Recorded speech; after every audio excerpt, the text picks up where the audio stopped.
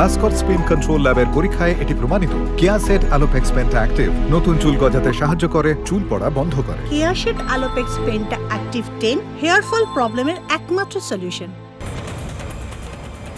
মমতা বন্দ্যোপাধ্যায়কে সরাসরি ভারত থেকে বিচ্ছিন্ন হওয়ার আহ্বান জানাচ্ছে বাংলাদেশের জঙ্গিরা। একেবারে জঙ্গি নেতারা, শুধু মমতা বন্দ্যোপাধ্যায়ের জন্য নয়, ভারতের সবকটা কুখ্যাত জঙ্গি সংগঠনের জন্যই আছে এই আহ্বান। কিন্তু ভারতের আর অন্য কোনো রাজ্যের সরকারকে, সরকারি দলের প্রধানকে আহ্বান জানানোর খবর নেই। বাংলাদেশে এই মুহূর্তে যা চলছে তা নিয়ে আপনারা সম্যক অবহিত রয়েছে। অর্থাৎ এই মুহূর্তে হিন্দু, বৌদ্ধ, উপজাতিদের উপর ভয়ঙ্কর অত্যাচার। আমি শনিবার দিনকে আপনাদের জানিয়েছিলাম গণহত্যার গণিমতের সেই গণতন্ত্র সম্পর্কে, যদি আদৌ তাকে কোনো গণতন্ত্র বলা যায় আধুনিক বিশ্ব ব্যবস্থায়, আধুনিক রাষ্ট্র ব্যবস্থায়। কিন্তু এখানেও বাংলাদেশে দেশের ভিতরে শুধুমাত্র সংখ্যালঘুদের নির্বিচারে হত্যা, লুণ্ঠন, নিপীড়ন এগুলোই নয়, তার থেকেও অধিক ভয় দেশের বাইরে আমাদের জন্যও রয়েছে। নিশ্চিতভাবে বাংলাদেশের সংখ্যালঘুরা ভয়ঙ্করভাবে বিপন্ন, শুধুমাত্র সংখ্যালঘু হওয়ার অপরাধী, অর্থাৎ হিন্দু, বৌদ্ধ বা উপজাতীয় হওয়ার অপরাধী। চট্টগ্রামে যা চলেছে তাকে আধুনিক পৃথিবীতে গণহত্যা বা এথনিক ক্লিনজিং বলে, এখনো পর্যন্ত চলছে। কিন্তু এর থেকেও বড় ভয় আমাদের জন্য বাংলাদেশে কাজ করা এই জঙ্গি সংগঠনগুলো, যারা ভারতে তাদের এবার থাবাটা প্রসারিত করতে চায়। ঠিক কেমন ধরনের জঙ্গি সংগঠন? সরাসরি আল কায়েদার মদতপুষ্ট জঙ্গি সংগঠন, সরাসরি আল কায়েদার দ্বারা অ্যাফিলিয়েটেড, অর্থাৎ আল কায়েদা নিজে বাংলাদেশে কাজ করতে পারছে না, তাই বাংলাদেশে কাজ করবার জন্য একটা জঙ্গি সংগঠনকে নিয়োগ করছে। আমাদের হয়ে তুমি কাজ করো, তোমাকে অনুমোদন দিলাম।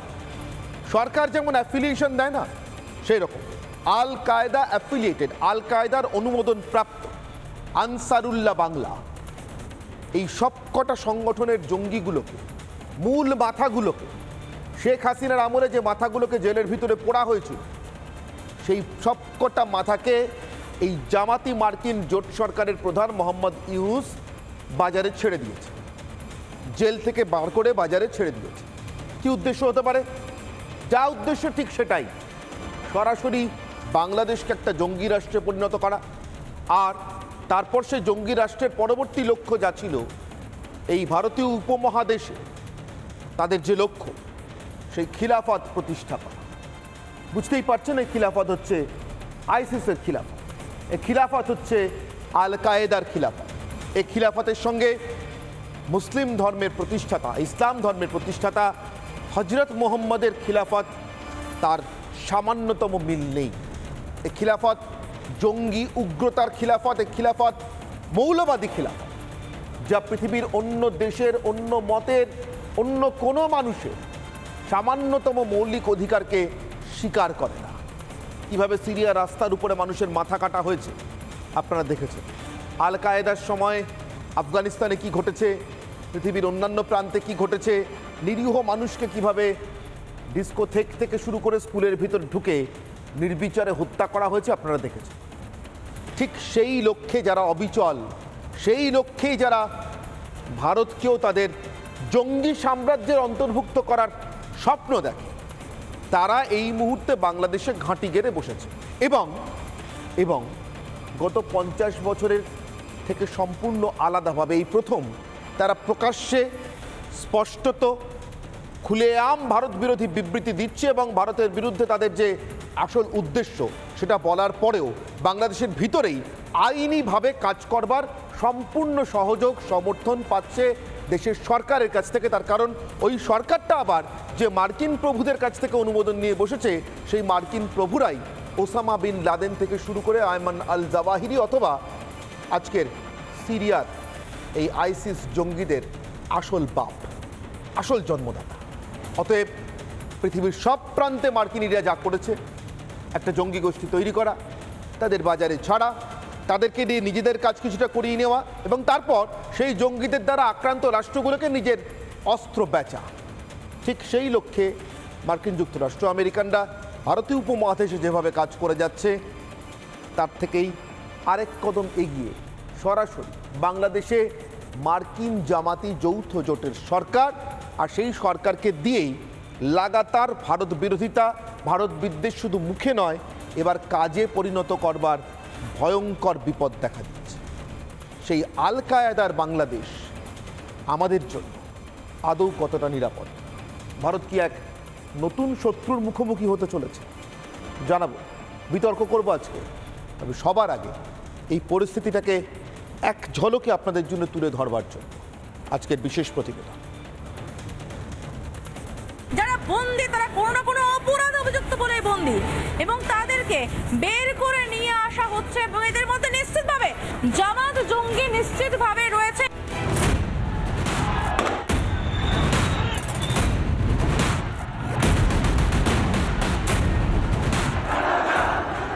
আশঙ্কাটা তৈরি হয়েছিল মাস দেড়েক আগেই। একের পর এক বন্দী যখন ছিনিয়ে নেওয়া হচ্ছিল জেল ভেঙে।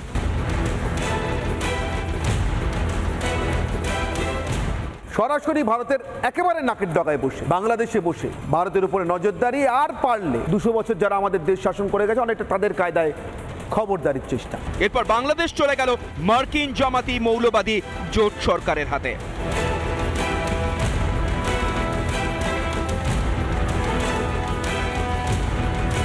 বাংলাদেশ জুড়ে শুরু হলো সংখ্যালঘু নিধনযজ্ঞ। হিন্দু, বৌদ্ধ, খ্রিস্টান, উপজাতি জ্বলতে শুরু করলো একের পর এক বাড়ি। কিন্তু বিপদ শুধু বাংলাদেশেই ভাবলে ভুল হবে।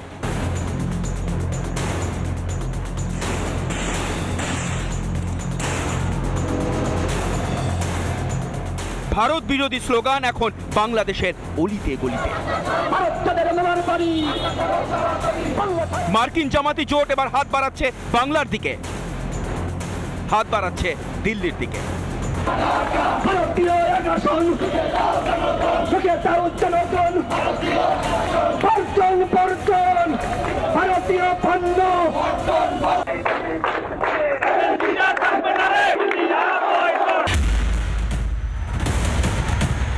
আল কায়দার লালন পালনে বেড়ে ওঠা আনসারুল্লাহ বাংলার নেতা জসিমউদ্দিন রহমানি হাপি ব্লগার হত্যার দায়ে 2013 থেকে যার ঠাঁই হয়েছিল কারাগারে, মার্কিন সেবাদাস ইউনুসের বদান্যতায় ছাড়া পায়।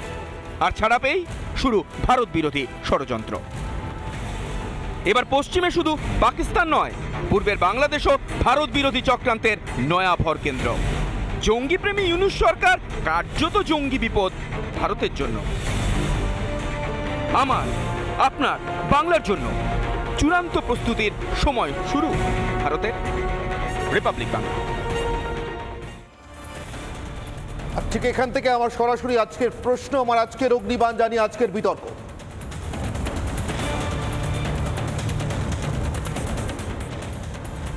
পূর্ব প্রান্তে নতুন শত্রু ভারতের, যে শত্রু পশ্চিম প্রান্তের ভারতের জন্মলগ্ন থেকে ভারতের সঙ্গে শত্রুতা করে আসা, ভারত বিরোধিতা করে আসা, ভারতকে টুকরো টুকরো করতে চাওয়া পাকিস্তানের নতুন উপনিবেশ। আমার সঙ্গে উপস্থিত যারা, তাদের সঙ্গে আপনাদের একে একে পরিচয় করি।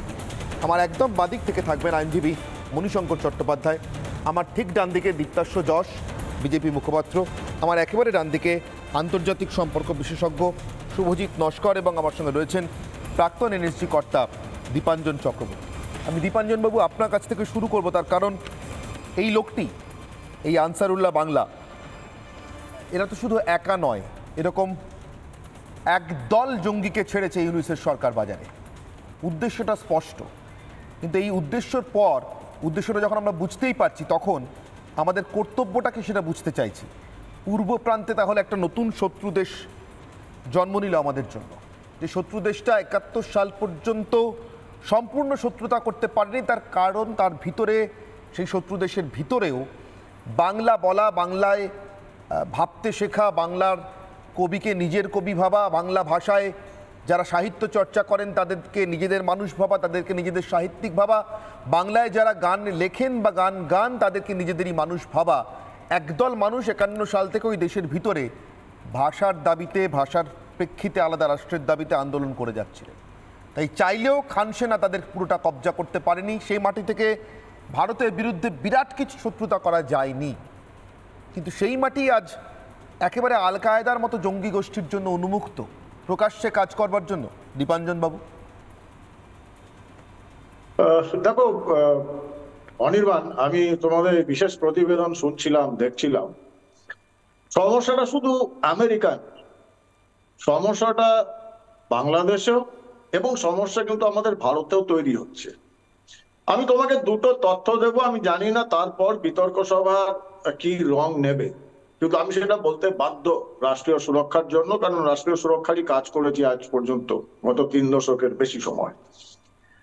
গত সপ্তাহে বাংলাদেশের ঢাকা ইউনিভার্সিটির একজন প্রফেসর সাইদুজ্জামান, উনি বাংলাদেশ আর্মির অত্যন্ত সিনিয়র অফিসারদের সঙ্গে একটি বৈঠক করেছিলেন, যে বৈঠকে চিফ অফ বাংলাদেশ আর্মিও সম্ভবত ছিলেন। বেশ কিছু ডিটেল আছে, দরকার পড়লে আমি তোমাকে পরে পাঠিয়ে দেব। সেই ভদ্রলোক সেখানে অফিসিয়ালি বাংলাদেশ আর্মির সামনে ডিসকাশনে বলছেন যে আমাদের অবিলম্বে পাকিস্তানের সঙ্গে পারমাণবিক চুক্তি করা দরকার, বাংলাদেশের হাতে পারমাণবিক অস্ত্র থাকা দরকার, ভারতের মতো একটা বৃহৎ শত্রু যারা আমাদের পার্শ্ববর্তী রাষ্ট্র, তাকে যদি আমাদের কন্ট্রোলে রাখতে হয়। এবং সেই ভদ্রলোক ঢাকা বিশ্ববিদ্যালয়ের প্রফেসর এবং বাংলাদেশ আর্মির সিনিয়র মোস্ট অফিসারদের সঙ্গে এই কথা বলেছেন। এবং তার এখনো অব্দি কোনো রিজয়েন্ডার কিন্তু ডক্টর ইউনূসের সরকার দেয়নি, তার মানে মেনে নিতে হবে ডক্টর ইউনূসের সরকারের প্রত্যক্ষ বা পরোক্ষ অনুমোদন রয়েছে। 1। 2 নম্বর, আরেকটি ভয়ঙ্কর ব্যাপার যেটা তোমাদের প্রতিবেদনে তোমরা বলছিলে, জসিমউদ্দিন রহমানি। কে জসিমউদ্দিন রহমানি? আল কায়েদার যে বাংলাদেশের যে শাখা সংগঠন বারবার নাম পরিবর্তন করতে থাকে, কারণ শেখ হাসিনা বাজাদের সময়ে এদের বারবার নিষিদ্ধ করা হয়েছিল। সেই এখন যে সংগঠনটির নাম আনসারুল্লাহ বাংলা টিম বা এবিটি, এই আনসারুল্লাহ বাংলা টিম, তার যে প্রধান এই জসিমউদ্দিন রহমানি, তাকে রিসেন্টলি এই ডক্টর ইউনূস সরকার, তাদের যে সরকার, সেই অন্তরিম সরকার এদের জেল থেকে বার করে আনে। তার আগে বাংলাদেশে উদারমনা লিবারেল বেশ কিছু ব্লগারের হত্যা সরাসরি এই জসিমউদ্দিন রহমানির যোগ ছিল, তার জন্যই তিনি যাবজ্জীবন জেলে ছিলেন। প্রথমেই একে বার করে আনা হয় এবং উনি বাইরে এসে একটা ভয়াবহ একটা স্টেটমেন্ট দেন। এটা ভারতবর্ষের অতি বিখ্যাত 1-2টি সংবাদপত্রে বেরিয়েছে, এর ভিডিও ক্লিপিংসও রয়েছে, original footage, not doctor, original, যেখানে একটা ভয়ঙ্কর কথা বলেছে যে আমাদের লক্ষ্য এবার দিল্লি দখল। দিল্লি বা ভারত যদি বাংলাদেশের দিকে তাকায় আমরা তার চোখ উপড়ে নেব, যদি হাত বাড়ায় হাত কেটে নেব, পা বাড়ালে পা ভেঙে দেব। আর একই নিঃশ্বাসে একটা ভয়ঙ্কর কথা বলেছেন যে আমি ভারতবর্ষের একটি অঙ্গরাজ্য পশ্চিমবঙ্গের মুখ্যমন্ত্রী মমতা ব্যানার্জিকে ধন্যবাদ জানাই, এবং আমি এটা ওনাকে আহ্বান করতে চাইছি যে উনি আমাদের সঙ্গে যোগ দিন এবং পশ্চিমবঙ্গকে স্বাধীন ডিক্লেয়ার করুন। ভিডিও ফুটেজ রয়েছে। এখন সমস্যা হচ্ছে যে এটা যেহেতু মোটামুটি অনেকের কাছে আছে, আমি জনসাধারণ না হলেও আমি বিশ্বাস করতে রাজি হব বা ভাববো যে পশ্চিমবঙ্গের যে এসটিএফ স্পেশাল টাস্ক ফোর্সে যে স্বনামধন্য বিনীত গোয়েল অ্যাডিশনাল ডিজি, তার কাছেও আছেন, মুখ্যমন্ত্রী ওটা নিশ্চয়ই দেখেছেন। এখনো অব্দি উনি অবস্থান ক্লিয়ার করেননি যে একটি সন্ত্রাসবাদী আমার নামে প্রশংসা করছে বা আমাকে আহ্বান জানাচ্ছে পশ্চিমবঙ্গকে মুক্ত করতে, যাতে পশ্চিমবঙ্গ এবং সীমান্তবর্তী ভারতের রাজ্যগুলোকে নিয়ে স্বাধীন বাংলাদেশের একটা অংশ হবে এরা, এবং পূর্ব খোরাসান যে তালিবান বা আইএসআইএস বা আল কায়েদার যে স্বপ্ন খিলাফত শাসন জারি করা, যে ভারতবর্ষের উত্তর পূর্ব রাজ্যগুলো পশ্চিমবঙ্গ সমেত বাংলাদেশ এবং মায়ানমারের একটা অংশ নিয়ে তারা করবে। এই যে ষড়যন্ত্র, এটাকে আমি তীব্র ঘৃণা করি এবং আমি ভারতবর্ষের নাগরিক, রাষ্ট্রীয় সুরক্ষার জন্য আমি দায়বদ্ধ, কারণ আমি সংবিধানের শপথ নিয়ে একটি অঙ্গরাজ্যের মুখ্যমন্ত্রী। এটা একটা অদ্ভুত ব্যাপার যে এই আনসারুল্লাহ বাংলা টিমের বেশ কিছু জঙ্গি গত কয়েক মাসে ধরা পড়েছে আসামে, ত্রিপুরায় 60 জন ধরা পড়েছে 2 মাসের মধ্যে, আসামে ইনফিলট্রেশন হয়েছে। এই ভদ্রলোক, এই জসিমউদ্দিন রহমানি একজন সন্ত্রাসবাদী, তিনি কিন্তু আসামের মুখ্যমন্ত্রী, ত্রিপুরার মুখ্যমন্ত্রীর ব্যাপারে বলছেন না, উনি পশ্চিমবঙ্গের মুখ্যমন্ত্রীকে ধন্যবাদ জানাচ্ছেন, আহ্বান জানাচ্ছেন। এটা আমার মনে হয় পশ্চিমবঙ্গবাসীদের এখনো জাগবার সময় হয়েছে যে পশ্চিমবঙ্গ কোন জায়গায় দাঁড়িয়ে, কারণ না হলে কিন্তু আমাদের বিপদ এসে গেছে। অত্যন্ত ভয়ঙ্কর এই অভিযোগের কথা যেটা আপনি বলছেন দীপাঞ্জন বাবু। আমি পরমাণু সংক্রান্ত যে কার্যক্রমের কথা আপনি বলছিলেন সেটাও ভয়ঙ্কর আমাদের রাষ্ট্রীয় সুরক্ষার জন্য, কিন্তু রহমানির এই যে আহ্বানের কথা বলছেন, এই আনসারুল্লাহ বাংলা টিম, আল কায়দার অনুমোদন প্রাপ্ত বাংলাদেশের জঙ্গি গোষ্ঠী, তার প্রধান জসিমউদ্দিন রহমান, তার এই উন্মুক্ত আহ্বান, খোলাখুলি আহ্বান, সে আহ্বানের কিছুটা আপনাদেরকে আমি শোনাচ্ছি। তার কারণ বাকিটা শোনাবো না একটাই কারণে, আহ্বানের বাকি অংশগুলো তার সামান্যতম আপনারা শুনতে পাবেন ভারতের বিভিন্ন জঙ্গি গোষ্ঠীর উদ্দেশ্যে তার আবেদন। আমরা নিশ্চিতভাবে কোনো জঙ্গি আবেদনের প্রচার করতে পারি না, কিন্তু শুধুমাত্র পরবর্তী অংশে কি আছে তার জন্য একটি আবেদনের একটি অংশ মাত্র শুধু ওর সঙ্গে আমরা রেখেছি, বাকিটা আমরা রাখিনি, ওই সম্প্রচার করব না বলে। কিন্তু রহমানের এই আবেদনে দীপাঞ্জনবাবু যেমনটা বলছেন খুব উল্লেখযোগ্যভাবে ভারতের আর বাকি যা নেতা বা যা গোষ্ঠীর নাম আছে, যে নেতা বা যা গোষ্ঠীর নাম আছে, সবটাই জঙ্গি গোষ্ঠীর নাম। একমাত্র ভারতীয় কোনো অঙ্গরাজ্যের কোনো নেত্রী বা মুখ্যমন্ত্রী বা কোনো রাজনৈতিক নেতা বা নেত্রী যার নাম তিনি নিয়েছেন, যিনি ভারতীয় সংবিধানে শপথ করা, যিনি ভারতের কেন্দ্রীয় মন্ত্রী ছিলেন, যিনি বর্তমানে ভারতের একটি অঙ্গরাজ্যের মুখ্যমন্ত্রী, অর্থাৎ জঙ্গি গোষ্ঠী নয়, কোনো ঘোষিত জঙ্গি গোষ্ঠী নয়, ভারতীয় সংবিধানের ভিতরে আওতায় থেকে রাজনীতি করে, ভোটে লড়ে, এরকম একটি দল, একটি শাসকের নাম তিনি নিয়েছেন, তার নাম মমতা বন্দ্যোপাধ্যায়। কিভাবে নিয়েছেন, কি আহ্বান জানিয়েছেন শুনুন। আমরা পশ্চিমবঙ্গের মমতা ব্যানার্জিকে বলবো, আপনি বাংলাকে মোদির রাজত্বের থেকে মুক্ত করে স্বাধীনতা ঘোষণা করুন। শুনলেন মণিশঙ্কর বাবু, এর পরের অংশটা খালিস্তানি ইত্যাদি আরও জঙ্গি গোষ্ঠীদের নাম ছিল। আমি আপনাদেরকে শুরুতেই বলেছি কেন সেই আহ্বান আমি শোনাবো না, ওটা জঙ্গি গোষ্ঠীদের সম্প্রসারণবাদী আহ্বান, আমি সেটা শোনাবো না, আমার দেশের বিরুদ্ধে। কিন্তু এই দেশের একমাত্র যে রাজনৈতিক নেতা, সংবিধান মেনে চলা, সংবিধান মেনে ভোটে লড়া যে নেতা বা নেত্রীর নাম এই জঙ্গিটা করেছে, এই ভয়ঙ্কর খতরনাক জঙ্গিটা করেছে, তার নাম মমতা বন্দ্যোপাধ্যায়। তিনি মমতা বন্দ্যোপাধ্যায়কেই এই জঙ্গিটা এরকম আহ্বান জানাচ্ছে কেন, ভারতের অন্য কোনো মুখ্যমন্ত্রীকে নয়। যদি বলেন বিজেপি বিরোধিতার জায়গা থেকে, বিজেপি বিরোধী বলে, তাহলে ভারতে বিজেপি বিরোধী আর অনেক দল অনেক রাজ্যে সরকার চালায়। তামিলনাড়ুতে স্ট্যালিন আছে, কেরালে পিনারাই বিজয়ন আছেন, অরবিন্দ কেজরিওয়াল আছে, দিল্লিতে আমার পাশের রাজ্যে ঝাড়খণ্ডে হেমন্ত সোরেন আছে, কাউকে ডাকেনি, কারোর নাম বলেনি। মণিশঙ্করবাবু দেখুন, দীপাঞ্জনবাবু যেটা শুরু করছিলেন, মানে ওনার অভিজ্ঞতা থেকে সেটা ভালোই লাগছিল। উনি যেহেতু এই ডিফেন্সের মধ্যে ছিলেন, ন্যাশনাল সিকিউরিটির প্রশ্নে আলোচনা করা খুব একটা রিস্কি ব্যাপারও বটে, কারণ একটা দেশের সুরক্ষা সংক্রান্ত আলোচনায় এমন কিছু কথা বলাটা প্রহিবিটেডের মধ্যেই হয়, যেখানে মনে হবে যে এটা মানে একদম প্রহিবিটেড, আপনার বলা উচিত নয়। যেখানে আপনিও কিছু বললেন যে এগুলো বলা উচিত নয়, আমরা বলছি না। খুবই ভালো লাগলো। এবং কোনো সময় আসে যখন সারা দেশ, কোন জাতি, কোন ধর্ম, কোন পলিটিক্যাল পার্টি, এটা তখন তো দেখেন একটা সুরক্ষার, সারা দেশের একটা সুরক্ষার প্রশ্ন। যেমন কোভিড দেখিয়ে দিয়েছিল আমাদেরকে যে কোনো মানুষই যে হঠাৎ করে যে মারা যেতে পারে, সারা পৃথিবীর লোক, সমস্ত মানুষ এক হয়ে গেছিলো। ডিমনিটাইজেশন যখন হলো, আমরা দেখলাম যে সবাই একটা জায়গায় চলে এলো, আজ দিয়ে কিছুই নেই কারো। ফলে কোনো সময় এমন জিনিস আছে যখন আমরা কোনো ধর্ম, বর্ণ, রং না দেখে এক কাট্টা হতে হয়। এখন আপনি যে কথাটা বললেন, তাতে যদি যে কথাটাকে দিয়ে শুরু করলেন, মানে উদ্দেশ্যটা হচ্ছে দেশের সুরক্ষার প্রশ্নে আলোচনা করে আলটিমেটলি মমতা ব্যানার্জিকে নিয়ে আসা, এইটাই হচ্ছে আলোচনার বিষয়বস্তু।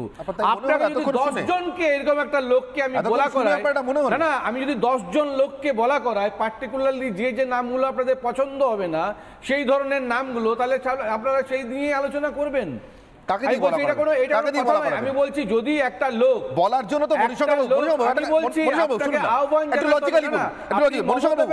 বলা করাই মানে কি এই জঙ্গি গোষ্ঠীর সঙ্গে আপনার কোনো সম্পর্ক আছে? আমি বলছি না থাকা সম্ভব, কোন ভারতীয় নাগরিকের থাকা সম্ভব। আমি বলছি সবথেকে বড় কথা আলোচনাটা করা এটাই উচিত ছিল, যে লোকটা এই ধরনের একটা প্রভোকেশন দিচ্ছে সেই লোকটাকে সেন্ট্রাল থেকে অ্যারেস্ট করে পুরে দেওয়া উচিত জেলে ইমিডিয়েট। কি করে arrest করবে? আছে তো বাংলাদেশে বসে। আছে তো বাংলাদেশে বসে। স্টেপ তো আপনি নেবেন। মমতা ব্যানার্জি কি করবে? মমতা কি করে arrest করবে? না মমতা ব্যানার্জির নাম করেছে বলে আপনি মমতা ব্যানার্জি নিয়ে আলোচনা করবেন। আমি বলছি মমতা বন্দ্যোপাধ্যায় তো পরের দিন যতদিনে জানতে পেরেছেন তার ঠিক পর মুহূর্তে বিবৃতি দেওয়ার কথা। কে কি বলছে সেটা তো মমতা ব্যানার্জির দায়িত্ব। কেন বলতে যাবে? আচ্ছা কেন বলতে যাবে? গুরুত্ব কোথায়? দীপাঞ্জন বাবু, এইরকম একটা জঙ্গির এরকম একটা আহ্বানের বিরোধিতা করার গুরুত্ব আছে কি নেই? মমতা বন্দ্যোপাধ্যায়ের জন্য দিক সে আহ্বান, অথবা অন্য কোনো যে কোনো মুখ্যমন্ত্রীর জন্য, ভারতের যে কোনো রাজনৈতিক নেতার জন্য, যদি মুখ্যমন্ত্রী নাও হন তিনি। সিকিউরিটির প্রশ্ন হলে আমি সেটা রিপ্লাই দেব কেন? মমতা ব্যানার্জি রিপ্লাই দেবে কেন? দীপাঞ্জন বাবু, যিনি বলেছেন তার দায়িত্ব। আমি বুঝতে পারছি। আমি এই যে আমাদের প্রহ্লাদ বাবু নয় তো, উনি হচ্ছেন মণিশঙ্কর বাবু। আমি ভদ্রলোককে চিনি, নিছক ভদ্রলোক, ভালো মানুষ এবং ভারতবর্ষের রাষ্ট্রীয় সুরক্ষার প্রতি শ্রদ্ধাশীল। ওনার সমস্যাটা রাহুল দ্রাবিড়ের খুব খারাপ পিচে ওনাকে খেলতে হচ্ছে, কারণ উনি দেওয়াল, ভদ্র মানুষ। উনি জানেন যে উনি খেলতে পারছেন না। উনি এক একটা সেকেন্ড নষ্ট করার জন্য কখনো ডিমনিটাইজেশন, কখনো কোভিড নিয়ে আসছেন। B specific. মমতা ব্যানার্জি, হতে পারে যে মমতা ব্যানার্জির সম্পর্ক নেই, কিন্তু উনি অবস্থান পরিষ্কার করুন। উনি বলুন যে এরকম সন্ত্রাসবাদী স্থান জেলে হবে অথবা ফাঁসি কাটে, কারণ উনি বাংলাদেশের নাগরিক। ভারতবর্ষ সরকার গিয়ে বাংলাদেশ থেকে ধরে আনতে পারেন, কিন্তু বাংলাদেশে, ভারতবর্ষের পশ্চিমবঙ্গে যে মুখ্যমন্ত্রী, সংবিধানের শপথ নেওয়া গণতান্ত্রিকভাবে নির্বাচিত মুখ্যমন্ত্রী, উনি তো বলুন এই ভিডিও ওনার কাছে যায়নি। যদি না গিয়ে থাকে তাহলে এসটিএফ এর এডিজি বিনীত গোয়েলের পদত্যাগ দাবি করছি। আপনার কোথায় যাবে? ওনাকে চিঠি দিক। সিকিউরিটির প্রশ্ন যখন সেন্ট্রাল গভর্নমেন্ট থেকে চিঠি দিক, চিঠি দিয়ে জানাক, তিনি স্পেসিফিক উত্তর দেবেন। দীপাঞ্জন বাবুর কথাই মমতা ব্যানার্জি কি উত্তর দেবে? যেখানে আমাদের এটা ঠিক করতে হবে, তার স্ট্যান্ডটা ঠিক করতে হবে। আপনি ডিফেন্সে ছিলেন, সেন্ট্রাল গভর্নমেন্টের লোককে বলুন এটা চিঠি দেওয়া উচিত মমতা ব্যানার্জিকে, যে তিনি কেন কিছু বলছেন না, তিনি এটার মধ্যে কনস্পিরেসিতে যুক্ত আছেন। দেখুন ওনার অবস্থান স্পষ্ট করুক যে উনি এই আনসারুল বাংলা টিমের সঙ্গে রয়েছেন না বাংলার মানুষের, ভারতের মানুষের সঙ্গে। আপনি কি জানেন ওদিক থেকে আহ্বান আসছে, উনি স্পষ্ট করুন। কিছু না বলেন তার মানে উনি টিমের সঙ্গে আছেন। উনি প্রচুর কথা বলেন, প্রচুর সংবাদ মাধ্যমের সামনে দাঁড়ান। উনি বলুন যে একটা ভিডিও এসেছে, একজন সন্ত্রাসবাদী আমাকে আহ্বান করছে, এরকম লোকে গুলি করে মারা উচিত বা জেলে পড়া। আপনি বলুন, একটা কথা বলছেন না, মৌনম সম্মতি লক্ষণম। উনি কি এটাকে সমর্থন করছেন? সমর্থন না করলে ওনার বিপক্ষে। আপনি একটা কথা বলুন, মমতা ব্যানার্জি না হয় আমি এইটার কিছু বলছে না মানে উনি এটা সমর্থন করছেন, এটা টিভিতে বলুন। মমতা ব্যানার্জি কিছু বলেনি, তার মানে আপনি বলছেন মমতা ব্যানার্জি এটা সমর্থন করছেন, এটা চাইছেন, এটা আপনি বলুন। না আপনি সিনিয়র মানুষ, এই নিয়ে কাজ করেছেন, ন্যাশনাল সিকিউরিটি সম্পর্কে আপনার অগাধ পণ্ডিত্য আছে। আপনি বলুন, পরিষ্কার যদি চুপ থাকা মানে তিনি এটাকে সমর্থন করছেন, আপনি মনে করেন? B specific. চুপ করে থাকা মানে সমর্থন করছেন, আমি তাই মনে করি। উনি মনে করছেন চুপ করে থাকা মানে সমর্থন করছেন। দীপাঞ্জন বাবু, মমতা বন্দ্যোপাধ্যায় সমর্থন করছেন কি না করছেন সত্যি তা কোনো অফিসিয়াল ডকুমেন্ট, সরকারি কোনো রিজয়েন্ডার অথবা বক্তব্য আমাদের কাছে কিচ্ছু নেই। বিনীত গোয়েল রাজ্যের এসটিএফ এর প্রধান, তারও কিছু নেই। কিন্তু দীপাঞ্জন বাবু, এখানে একটা প্রশ্ন, এই মুহূর্তে যে দেশটা হাতে পরমাণু অস্ত্র পেতে চাইছে, ঘৌড়ি পেতে চাইছে পাকিস্তানের কাছ থেকে, খোলাখুলি স্পষ্ট, যে দেশের মিটিং এটা আলোচনা হচ্ছে, একেবারে মন্ত্রী পর্যায়ের মিটিং আলোচনা হচ্ছে, সেই দেশটার থেকে একটা জঙ্গি, সেই দেশের সরকারেরই, মানে যে দেশের সরকার এই আলোচনাটা চালাচ্ছে সেই সরকারেরই রাস্তায় বাজারে ছেড়ে দেওয়া একটা জঙ্গি এই মুহূর্তে ভারত থেকে, ভারতের মাটি থেকে সাহায্য পেতে চাইছে, এই পশ্চিমবঙ্গের মাটি থেকে স্পেসিফিক্যালি সাহায্য পেতে চাইছে। দীপ্তাশ্ববাবু, বিপদটা কিন্তু একেবারে দোরগোড়ায় বলতে যা তাই, এটা কিন্তু পাতি রাজনীতি দিয়ে আটকানোর বিপদ নয়। মানে এখানে বিজেপি তৃণমূল করবেন না আশা করি। না, আমি করছিও না আশা করি। মনুবাবু, আমি যেটা বলবো চুপ করে শুনবেন। দেখুন এখানে বিপদটা কোথায়। আজকে এই যে চট্টগ্রামে স্পেসিফিক্যালি গত দুদিন ধরে যে অ্যাটাকটা শুরু হয়েছে, এই অ্যাটাকটার কারণ কি?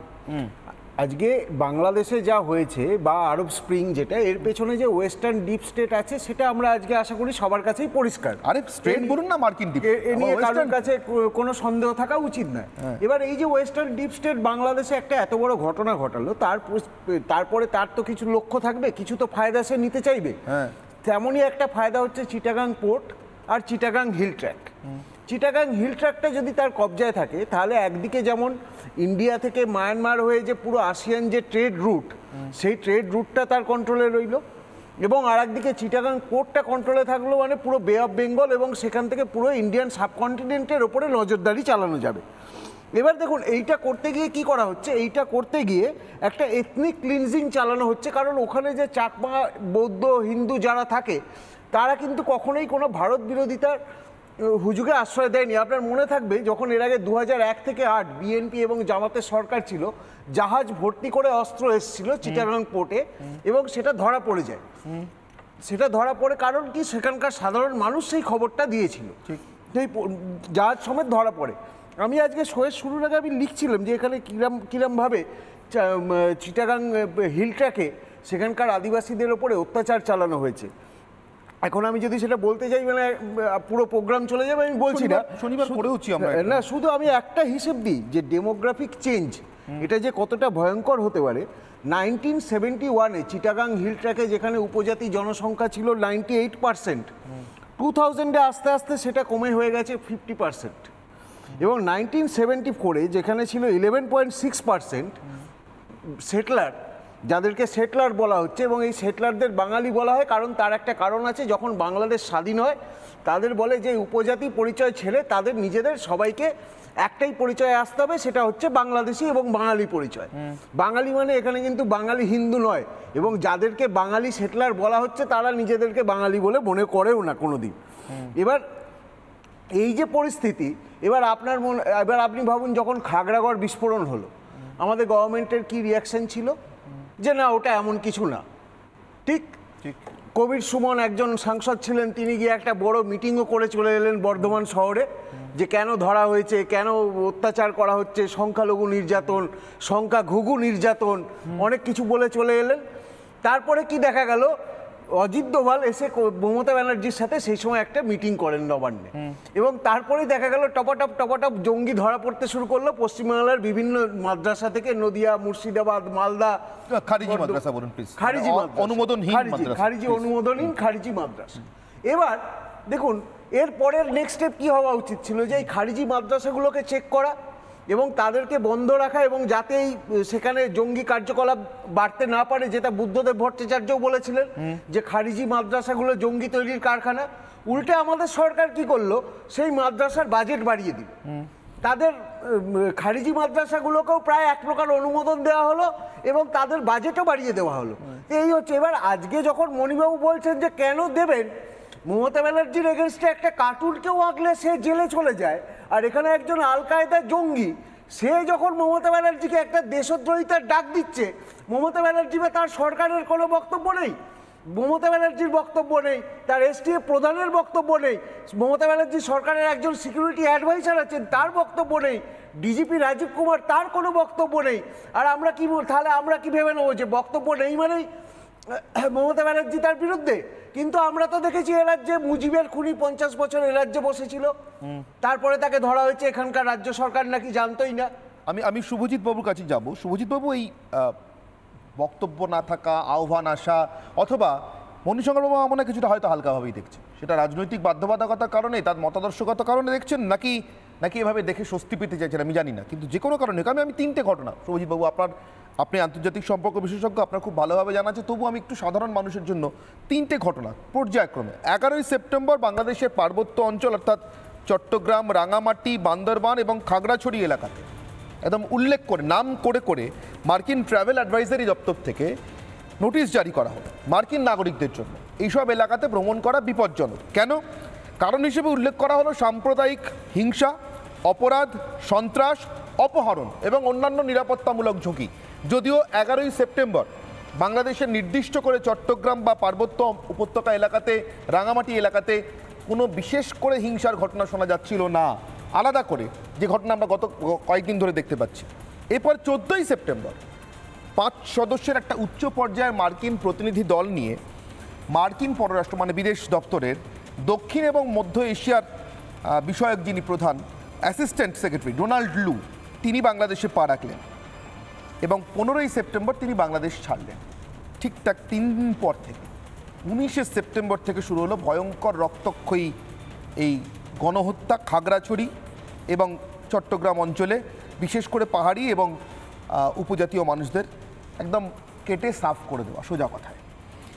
সত্যি কি এই যোগাযোগগুলো এখনও বুঝতে আমাদের অসুবিধা হচ্ছে? মার্কিন ডিপ স্টেট কী চায় বাংলাদেশের ভিতরে, বাংলাদেশের ভিতরে তারা যাদেরকে মুক্ত করেছে তারা আমাদের দেশে কি চায়, এই যোগাযোগগুলো আমরা এখনো বুঝে উঠতে চাইছি না কেন শুভজিৎ বাবু, কারণটা কি? দেখুন, মানে আমি আগে একটুখানি বলিনি, যদিও স্ট্র্যাটেজিক আসপেক্টসগুলো নিয়ে ডিসকাশন হয়েছে, কিন্তু আমার মনে হয় মানে যে ডটসগুলো আপনি দিলেন সেটা কানেক্ট করা তো মানে কানেক্ট করা ছাড়ার কোনো উপায় নেই, এবং সেটা খুব ওয়েল কানেক্টেড ইভেন ডটসগুলো, যে মার্কিনিরা কী চায় বাংলাদেশে, মার্কিনিরা পাকিস্তানেই বা কেন তাদের এত বেশি তারা ফান্ডিং করে, এবং তারা সাউথ এশিয়াকে নিয়ে তাদের কী চিন্তাভাবনা, তারা চায় যে ইন্ডিয়াকে ব্যালেন্স করতে, যেটা আমরা আন্তর্জাতিক সম্পর্কের ভাষায় বলি যে India is becoming a very big emerging power, যেটা আমরা এগেইন আন্তর্জাতিক সম্পর্কের ভাষায় বলি। সেই এমার্জিং পাওয়ারকে কোনো না কোনোভাবে তাদেরকে একটা জায়গায় নিয়ে এসে বক্স করতে হবে। সেই বক্স করার পুরো প্ল্যান হিসাবে কিন্তু বাংলাদেশ এবং পাকিস্তানের প্রতি একটা মানে আউট অফ দ্য ওয়ে গিয়ে সখ্যতা বাড়ানো। এবার আপনি যদি দেখেন যে বাংলাদেশের বেশ কিছু স্ট্র্যাটেজিক পয়েন্টস আছে, যেমন চিটাগং হিল ট্র্যাক্টস এবং এন্টায়ার চট্টগ্রাম এরিয়া, কক্সবাজার, সেখানে সেন্ট মার্টিনস দ্বীপ রয়েছে। পাকিস্তানে আপনি জানেন সেখানে এন্টায়ার খাইবার পাখতুনখোয়ার যে আফগানিস্তানের সাথে যে বর্ডার, সেই এরিয়াতে তারা চায়। আমরা চাবাহারে গিয়ে পোর্ট বানাতে চেয়েছিলাম, সেই পোর্ট পর্যন্ত রুখে দেওয়া হয়েছে, এবং আমাদের হিউজ ইনভেস্টমেন্ট এই মুহূর্তে বাংলাদেশেও রয়েছে। এখন সমস্যা হচ্ছে বাংলাদেশ সরকারের সাথে ভারতের, এগেন যদি আপনি বুঝতে চান যে আমাদের যে বাইল্যাটারাল রিলেশনশিপ একটা অন্য পর্যায়ে ছিল শেখ হাসিনার সাথে, কারণ আমাদের যে আইডিওলজিক্যাল যে আমরা বলি যে মুরিং, সেটা মেলে বাংলাদেশের সাথে আমাদের ইন্ডিয়ার, কারণ আমরাও ডেমোক্রেটিক ভ্যালুতে বিশ্বাস করি, এবং মুজিব তনয়া শেখ হাসিনা তিনিও, মানে অ্যাপার্ট ফ্রম তার যা যা হয়েছে কারাপশন হ্যান ত্যান সেটা ছাড়া। কিন্তু আমি আপনাকে এবার নিয়ে আসি যে একটু ব্যাকড্রপে, যে এটা তো গেল আপনার এই যে স্ট্র্যাটেজিক ডিসকাশনটা, যে এই ডোনাল্ডো, এবং আপনার মনে থাকবে যে আমেরিকান যে অ্যাম্বাসাডার ছিলেন এতে ঢাকাতে, বাংলাদেশে আমেরিকান অ্যাম্বাসাডার টু বাংলাদেশ, তার নাম পিটার হাস। সেই পিটার হাস বারবার ইলেকশনের সময় বিএনপির মহাসচিব ফখরুল ইসলাম আলমগীরের সাথে মিট করেছেন, জামাতের লিডারশিপের সাথে মিট করেছেন, সবার সাথে মিট করে চাইছিলেন, ওদের বক্তব্য হচ্ছে এরা সবাইকে এক জায়গায় এনে একটা মানে নিউট্রাল ইলেকশন করাতে চান। কিন্তু সমস্যা হলো যে একজন অ্যাম্বাসাডার কেন গিয়ে মিট করবেন? সে যদি আমাদের ইন্ডিয়ান অ্যাম্বাসাডারও যায়, আমি সেটারও বিরোধিতা করব, কারণ দ্যাট ইজ আ ডেমোক্রেটিক মানে সভারেন কান্ট্রি। সেখানে আমি আজকালকে যদি আমার এখানে রাহুল গান্ধীর সাথে যখন মিট করতে যায় বারবার ইউএস অ্যাম্বাসাডার, আমরা সেটাকে নিয়ে সমালোচনা করি, এবং করার যথেষ্ট জায়গা আছে, কারণ আপনাদের কোনো বিজনেস নেই। আপনি কন্টিনিউ করেন, জাস্ট বোঝার জন্য জিজ্ঞাসা করছি। মার্কিন অ্যাম্বাসাডার ছেড়ে দিন, মার্কিন বিদেশ সচিব, মানে সোজা কথায় আমরা বলি বিদেশ মন্ত্রী, না আমরা বলি বিদেশ মন্ত্রী, এরা বলেন বিদেশ সচিব। তো একবারই মাত্র ভারতের কোনো অঙ্গরাজ্যের প্রধান পরিবর্তনের পর এসেছিলেন হিলারি ক্লিন্টন, মার্কিন বিদেশ সচিব। এই রাইটার্স বিল্ডিংসে তার পা পড়েছিল মমতা বন্দ্যোপাধ্যায় মুখ্যমন্ত্রী হওয়ার পর। আমি বলছি এই যে যোগাযোগটা তো এপারেও বহু পুরনো মার্কিন ডিপ স্টেটের, পুরনো নয় কি? না, আপনি যেটা বলতে চাইছেন একেবারেই বিচক্ষণ বুঝতে পারছি, কারণ আমরা যখন ডোমেস্টিক বিষয়ে আলোচনা করেছি, আমরা বারবার বলেছি যে ভারতের মধ্যে পশ্চিমবঙ্গ অনলি স্টেট যে কিনা একটা মেজর পোর্শন বাংলাদেশের সাথে বর্ডার শেয়ার করি আমরা, এবং তার ফলে বেশ কিছু এরিয়া, আপনার মনে থাকবে কিছুদিন আগে একটা খুব ডিস্টার্বিং ভিজুয়াল এসছে যে নর্থ বেঙ্গলের করিডর দিয়ে সেখানে একটা রিভার বডি ছিল, সেই বডিতে প্রচুর বাংলাদেশি এসে হেল্প চাইছিল আমাদের বিএসএফ এর থেকে। তো এই যে পুরো সিনারিওতে যে ঢুকেছে আজকে, তারা চায় কি, যেহেতু বাংলাদেশে একটা কোনোভাবে, যেটা পাকিস্তানে একেবারেই নেই, আপনি ভাবতে পারবেন না যে পাকিস্তানে কোনোদিন সুপ্রিম কোর্টের প্রধান বিচারপতি একজন কোনো হিন্দু হতে পারেন বা কোনো নন মুসলিম হতে পারেন, সেটা কিন্তু বাংলাদেশে সেটা হয়েছে। এসকে সিনহার মতো লোক ছিল, যদিও সেটার অনেক সমস্যা ছিল, কিন্তু আমি বলছি যে বাংলাদেশের মধ্যে বিভিন্ন রিপ্রেজেন্টেশন, বিভিন্ন কমিউনিটির, এই ধরুন চাকমা দের রিপ্রেজেন্টেশন, যে আদিবাসী কমিউনিটি বা অন্যান্য যে হিন্দু কমিউনিটির হাসিনার সময় বেশ ভালো একটা রিপ্রেজেন্টেশন ছিল, এবং দায় সারা কোনো মন্ত্রক নয়, ঠিকঠাক মন্ত্রকই দেওয়া হয়েছিল। কিন্তু এই মুহূর্তে দাঁড়িয়ে আমি যেটা আমার মনে হয়, এবং যেটা আমার মনে হয় একটা খুব বড় ফিয়ার, যে বাংলাদেশের মধ্যে কিন্তু একটা সিভিল ওয়ারের দিকে আমরা বাংলাদেশ নিজে হেড করছে। এটা আমাদের বলার নয়, কারণ আমি যতটুকু জানতে পারছি বাংলাদেশ নিয়ে গবেষণা করার মাধ্যমে, যে ন্যারেটিভ দিয়ে শেখ হাসিনাকে বাইরে পাঠানো হয়েছিল, করাপশন হ্যানত্যান এগুলো থাকবে, সেটা জুডিশিয়ারি তাকে ইন্টারোগেট করবে, তাকে কি পানিশমেন্ট দেবে সেটা আলাদা ব্যাপার। আমি বলছি আয়না ঘর থেকে শুরু করে, যে টর্চার সেল থেকে শুরু করে বিভিন্ন ধরনের, যে সেন্ট মার্টিনে নাকি করতে দেয়নি, ইউএস ইন্টারভেনশন চায়নি, এই পুরো ব্যাপারগুলোতে বেশ কিছু মন গড়া ন্যারেটিভ তৈরি করেছিল এই বৈষম্য বিরোধী ছাত্র আন্দোলনের যারা সমন্বয়ক, এবং যে আপনার আজকের যিনি বিচার ল রিলেটেড যিনি দেখেন আসিফ নজরুল, এবং তিনি ঢাকা বিশ্ববিদ্যালয়ের আইন বিভাগের অধ্যাপক, এবং এদের প্রত্যেকের কিন্তু একটা বিএনপি কানেকশন শুধু নয়, এবং আমরা বিভিন্ন জায়গায় বেশ কিছু বাংলাদেশি জার্নালিস্ট লিখছেন যে এরা এর আগে কিন্তু এই যে সোকল্ড গণ অভ্যুত্থান হওয়ার আগে এরা বারবার সৌদি আরবে গিয়ে মিট করেছেন, সেখানে ইউএস রিপ্রেজেন্টেটিভসরা ছিলেন, আইএসআই রিপ্রেজেন্টেটিভসরা ছিলেন। আমি বলছি আপনারা যে গণ অভ্যুত্থান বলছেন, আপনারা তো কোনো অভ্যুত্থানই হয়নি, এটা পুরোটাই ম্যানুফ্যাকচার। তার মানে এবার যদি ম্যানুফ্যাকচারটা এই জন্যে করা হয়েছে, এবং তার মধ্যে জামাতের লোকজন আছে, বিএনপির লোকজন আছে, আপনার মনে থাকবে যে 2005-এর 17 আগস্টের 9/11 যেমন হয়েছে আমেরিকাতে, সেই রকমই একটা 9/11 হয়েছিল, প্রায় 500-600 ডিনোমিনেটর পুরো চারিদিকে কাঁপিয়ে দিয়েছিল বাংলাদেশকে, সেটা কারা করেছিল আমরা সবাই জানি। কিন্তু আমি বলছি এবার টার্গেটটা অন্য জায়গায়। এবারের টার্গেটটা হচ্ছে এই যে ডাইভার্স যে গ্রুপগুলো আছে, যারা নন মুসলিম গ্রুপ, যারা হিন্দু আছে, তারপর বৌদ্ধ রয়েছে, তারপর এই যে আদিবাসী কমিউনিটি রয়েছে, এবং তারপর চাকমারা রয়েছেন, এবং তার সাথে সাথে আমি বলছি বাংলাদেশের একদম ঢাকার পুরো যাকে বলে মানে ওল্ড ঢাকা, সেই ওল্ড ঢাকার একেবারে হার্টে, সেখানে মিরাঞ্জিল্লা বলে একটি জায়গা আছে শহীদ আগা সাদেক রোডের উপরে, সেখানে বেশ কিছু দলিত সম্প্রদায়ের মানুষও বসবাস করে, যারা কিনা সুইপার এবং ক্লিনার ঢাকার ওই পুরসভার সাউথ সিটি কর্পোরেশনের, এবং তাদেরকে উচ্ছেদ করা হচ্ছে। এবং চাকমারা দীর্ঘদিন সেলফ ডিটারমিনেশনকে ধরে রেখেছে, সেই চাকমাদেরকে রীতিমতো এই যেটা বলছিলেন যে এথনিক ক্লিনজিং করা হচ্ছে, এবং এটা একই, এটা এই বিষয়ে যখন এই জিনিসটা হচ্ছে আলটিমেটলি কি আমেরিকা মধ্য দিয়ে ভারতকে অ্যাটাক করার একটা জায়গায় আসছে। আমি একটা জিনিস একটু দীপাঞ্জন বাবুর কাছে যাবো, দীপাঞ্জন বাবুর কাছ থেকে ক্লিয়ার করবো। আমি সেই সম্ভাবনার জায়গাতে বা সেই আশঙ্কার জায়গাতে রাদার বলবো, আমি যেতে চাইছি মণিশঙ্কর বাবু, যতটা নিশ্চিন্তে আমরা বসে থাকতে পারি বলে এতদিন ধরে ভেবে এসেছি, ততটা নিশ্চিন্ত থাকার মতো বোধহয় অবস্থা নয়। এই যে নতুন রাষ্ট্র জোল্যান্ড ঘোষণা করেছে কুকি জঙ্গিরা, যারা ইতিমধ্যেই ভারতের বিরুদ্ধে এবং বাংলাদেশের বিরুদ্ধে একসঙ্গে যুদ্ধ ঘোষণা করেছে। কারণটা কি?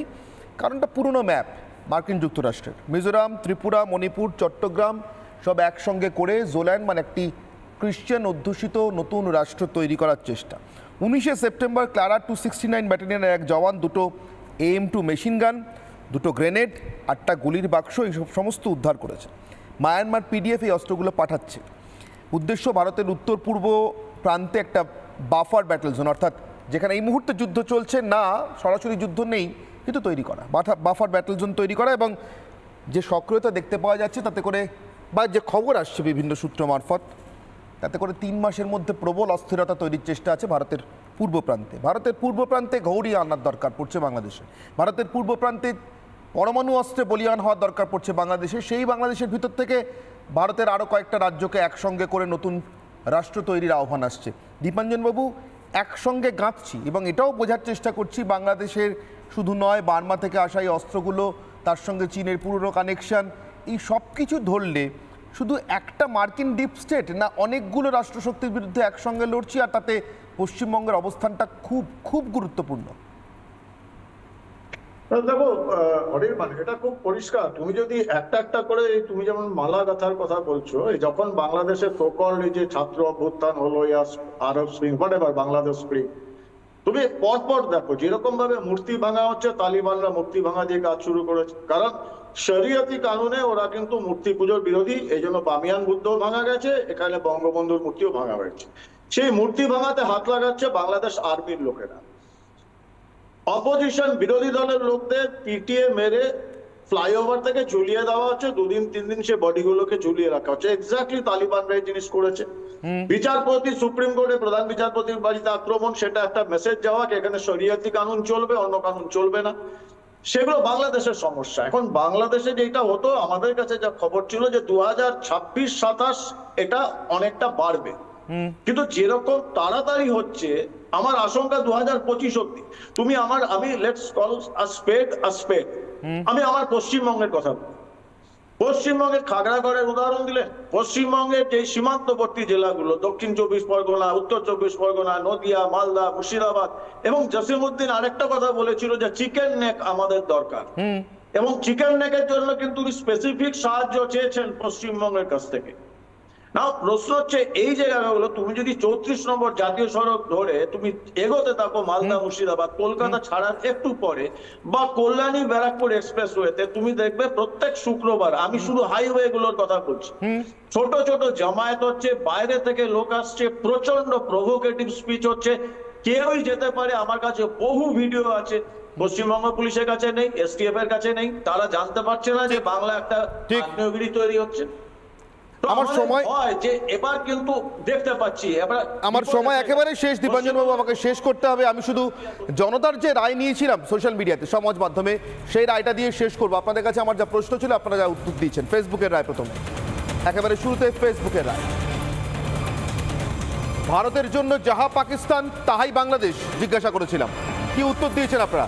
91% মনে করেছেন হ্যাঁ যাহা পাকিস্তান তাহাই বাংলাদেশ, না মনে করেছেন 9%। অর্থাৎ ভারতের পূর্ব প্রান্তে যে নতুন বিপদ সেটা এই দেশের মানুষ, এ রাজ্যের মানুষ বুঝতে পারছেন। এবার এক্স হ্যান্ডেলের পরিসংখ্যান, এখানে 89% বলেছেন হ্যাঁ, না বলেছেন 11%। ভারতের জন্য যাহা পাকিস্তান তাহাই বাংলাদেশ, ইউটিউবের পরিসংখ্যান দেখব। 97% মানুষ মনে করেছেন হ্যাঁ, 3% মানুষ মনে করছেন না। এক কথায় মোহাম্মদ ইউনূস এবং তার সরকার ইলিশ পাঠাবো না বলে, ভারতে ইলিশ গেলে আমাদের মানুষ খেতে পায় না বলে অনেক কথা গত 2-3 মাসে বলার পর হঠাৎ 3000 টন ইলিশ পাঠানোর চেষ্টা করছেন বা অনুমতি দিচ্ছেন বলে জানাচ্ছেন। আসলে মাছ দিয়ে সব ঢাকছেন। শাক দিয়ে মাছ ঢাকা শুনেছি আমরা, মাছ দিয়ে সব, আর সেই সবের আড়ালে সন্ত্রাসবাদী দুর্গন্ধ ঢাকার চেষ্টা করছেন। ও মাছে বাঙালি, মানে এপারের বাঙালি হাত ছোঁয়াবে না। ওই মাছের গায়ে, মাছের আঁশে, রক্তে, সর্বত্র ভারত বিরোধিতার জিগির লেগে আছে, আর লেগে আছে বাংলাদেশের সংখ্যালঘুদের রক্ত। কিন্তু প্রশ্ন মাছ নিয়ে নয়, শাক নিয়েও নয়, প্রশ্ন আমার আপনার সচেতনতা নিয়ে। এই ষড়যন্ত্র বুঝে এ দেশকে রক্ষা করতে হবে, তার জন্য আমরা প্রস্তুত কিনা। অনির্বাণের অগ্নিবাণ এখানেই শেষ করছি। সঙ্গে থাকুন রিপাবলিক বাংলা।